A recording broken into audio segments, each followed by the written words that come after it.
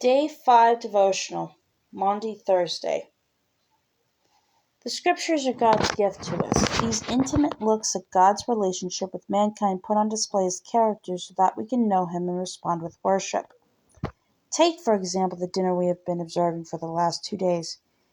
Here in the upper room, it's as if we're there at the table with Jesus.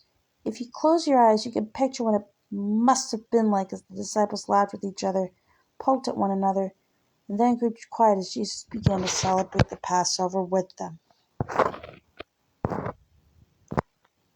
In the Jewish tradition, the Passover represents a moment to celebrate God's mercy and salvation from their enslavement in Egypt.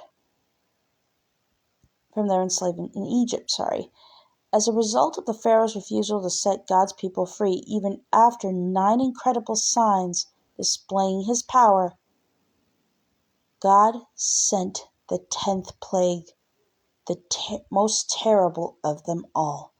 He warned His people that very night He would make His way through Egypt and claim the firstborn son of every household, and He instructed His faithful followers to sacrifice a spotless lamb, to mark their doorways with its blood, so that when God saw the covering, He would pass their home and spare their son. And so He did. It was during this commemoration of God's mercy brought about by the covering of blood from a blemishless lamb that Jesus, whom Isaiah prophesied would be led to slaughter, told His disciples to not worry. He looked into their eyes and told them that He would have to leave them in order to prepare a place for them in heaven. Can you imagine the tension in the room, the way the dust must have hung silently suspended in the candlelight, the creak of the floorboards if anyone dared shift their weight?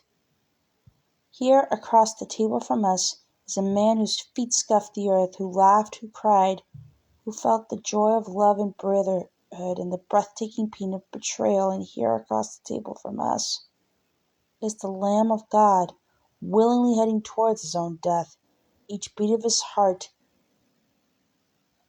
every breath drawn to form a few last words of instruction, moved Him one moment closer to that brutal ending, and yet with a smile He whispered, "You believe in God, believe in me." Would you if you were there? Do you now?